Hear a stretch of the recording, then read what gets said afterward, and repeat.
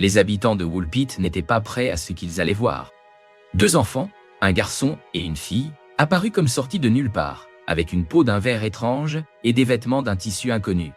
Ils ne parlaient aucune langue reconnaissable et semblaient totalement désorientés.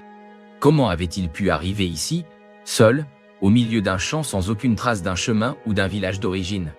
Et surtout, d'où venaient-ils vraiment? Ce que vous allez découvrir pourrait bien remettre en question notre compréhension du réel. Les premiers témoins les trouvèrent affamés et effrayés, incapables de manger quoi que ce soit d'autre que des fèves crues.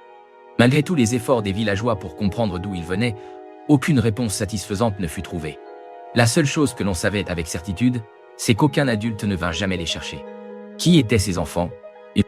Avaient-ils fui une catastrophe inconnue ou étaient-ils issus d'un lieu que nous ne pourrions même pas concevoir? Le garçon, plus fragile, ne survécut que quelques semaines après son arrivée. Avant de mourir, il ne put jamais expliquer leur origine, laissant sa sœur seule face à un monde qu'elle ne comprenait pas.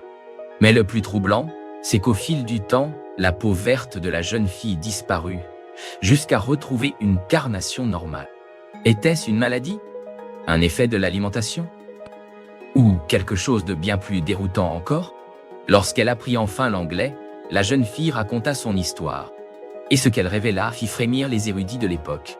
Selon elle, elle et son frère vivaient dans un lieu où le soleil ne brillait jamais directement, où une brume éternelle teintait le paysage d'une lumière crépusculaire. Un jour, ils suivirent leur troupeau près d'une grotte et entendirent un bruit étrange, semblable à un sifflement lointain. En un instant, ils se retrouvèrent plongés dans une obscurité soudaine, puis projetés dans ce monde inconnu, au milieu des champs de Woolpit. Les paroles de la jeune fille laissèrent les villageois perplexes. Un monde plongé dans une lumière perpétuellement tamisée, un passage mystérieux entre une grotte et la plaine de Woolpit. Tout cela semblait impossible, et pourtant son récit ne varia jamais. Certains pensèrent qu'elle inventait une histoire pour expliquer son passé trouble. Mais comment une enfant si jeune aurait-elle pu concevoir un mensonge aussi détaillé? Plus étrange encore, lorsque des érudits tentèrent de trouver une explication rationnelle à sa peau verte, aucune réponse satisfaisante ne put être apportée. Avec le temps, plusieurs théories émergèrent pour tenter d'éclaircir ce mystère. L'hypothèse la plus pragmatique suggérait que les enfants provenaient d'un peuple isolé, caché dans des souterrains ou des forêts reculées. Mais cela n'expliquait ni leur langage inconnu, ni leur incapacité à manger quoi que ce soit d'autre que des fèves crues à leur arrivée. De plus, si leur peuple existait réellement, pourquoi aucun autre individu ne fut jamais retrouvé? Certaines hypothèses suggèrent que ces enfants ne seraient pas les seuls à être apparus mystérieusement à travers l'histoire. Des documents anciens, retrouvés dans des monastères européens, évoquent des récits similaires où des individus auraient émergé de nulle part, parlant des langues inconnues et décrivant des lieux qui ne correspondaient à aucune région répertoriée. Se pourrait-il qu'ils aient appartenu à un peuple souterrain, dont l'existence aurait été dissimulée ou oubliée au fil du temps? Et si ces cas n'étaient que les rares témoignages ayant survécu à l'érosion de l'histoire? Certains commencèrent alors à se demander si les enfants ne venaient pas réellement d'un autre monde. La description d'un lieu sans soleil direct, où tout baignait dans une lumière diffuse, évoquait pour certains une réalité souterraine ou même une dimension parallèle. Après tout, plusieurs récits de folklore évoquent des êtres venus d'ailleurs, surgissant soudainement avant de disparaître tout aussi mystérieusement. Les légendes médiévales regorgent d'histoires d'individus perdus entre deux réalités, certains affirmant même que certaines grottes et forêts cacheraient des passages vers d'autres dimensions. Mais si tel était le cas, pourquoi ces enfants auraient-ils été les seuls à apparaître ainsi? Avec l'avancée des théories scientifiques modernes, certains chercheurs ont suggéré une explication encore plus troublante. Et si ces enfants étaient les preuves accidentelles d'une interférence entre différentes réalités? Selon les concepts de physique quantique et de monde parallèle, des failles temporaires pourraient théoriquement exister, reliant deux espaces-temps distincts. L'histoire de Woolpit pourrait-elle être le premier témoignage tangible d'un glitch dans notre réalité? Une brèche temporaire aurait-elle permis à ces enfants de traverser d'un monde à l'autre avant de se refermer, les laissant bloqués dans notre dimension? Et surtout, comment expliquer que la jeune fille ait fini par s'adapter parfaitement à son nouvel environnement, au point que sa peau redevienne normale et qu'elle puisse mener une vie ordinaire parmi les villageois? Était-elle vraiment une étrangère à ce monde, ou cette histoire cachait-elle un détail encore plus perturbant? Ce qui rend cette histoire encore plus troublante, c'est qu'elle n'est pas un cas isolé. Dans différentes régions du monde, des récits étrangement similaires ont été rapportés au fil des siècles.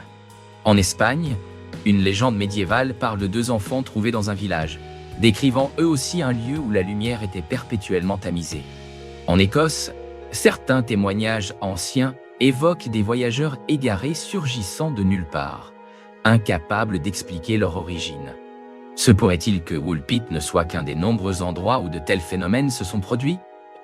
Les théories modernes se divisent entre explications scientifiques et hypothèses surnaturelles. Certains pensent que ces enfants étaient les derniers survivants d'un groupe humain oublié, cachés sous terre, peut-être dans des galeries souterraines inexplorées. D'autres évoquent un trouble génétique rare, qui aurait modifié leur métabolisme et leur alimentation. Mais aucune de ces théories ne résout tous les mystères, leur langue inconnue, leur étrange comportement et ce sentiment persistant qu'ils ne venaient pas d'ici. Cette affaire ne soulève pas seulement des questions sur ces mystérieux enfants, mais aussi sur notre propre perception de la réalité. Pendant des siècles, nous avons attribué les récits surnaturels à de simples légendes ou à des erreurs de perception. Pourtant, l'histoire des enfants verts de Woolpit continue d'intriguer et de défier toute explication rationnelle. Serait-il possible que notre monde soit bien plus vaste et complexe que ce que nous avons toujours supposé? Peut-être que la véritable énigme ne réside pas dans l'origine de ces enfants, mais dans ce que leur apparition implique sur la nature même de notre existence. Et si les enfants verts de Woolpit n'étaient que la partie émergée d'un phénomène plus vaste? D'anciens récits, disséminés dans différentes cultures, font état d'êtres à l'apparence inhabituelle surgissant de territoires inconnus, apportant avec eux des témoignages de mondes disparus ou inaccessibles. Ces légendes ont souvent été rejetées comme de simples mythes, mais si certaines d'entre elles étaient fondées sur des faits réels, si des passages entre des réalités parallèles ont réellement existé, peut-être que Woolpit n'est qu'un point sur une carte bien plus grande, une carte dont nous n'avons pas encore trouvé tous les indices. Finalement, la jeune fille de Woolpit s'intégra totalement au monde des humains, et son histoire sombra peu à peu dans l'oubli. Mais le mystère, lui, demeure. Était-ce une illusion collective? Un conte déformé par le temps? Ou bien ces enfants avaient-ils réellement franchi une frontière invisible entre leur monde et le nôtre? Si tel est le cas, alors la véritable question est encore plus inquiétante. Combien d'autres passages comme celui-ci existent à travers notre planète? Et que pourrait-il arriver si nous venions à en découvrir un? Finalement, la jeune fille de Woolpit s'intégra totalement au monde des humains et son histoire sombra peu à peu dans l'oubli. Mais le mystère, lui, demeure. Était-ce une illusion collective? Un conte déformé par le temps? Ou bien ces enfants avaient-ils réellement franchi une frontière invisible entre leur monde et le nôtre? Si tel est le cas, alors la véritable question est encore plus inquiétante. Combien d'autres passages comme celui-ci existent à travers notre planète? Et que pourrait-il arriver si nous venions à en découvrir un?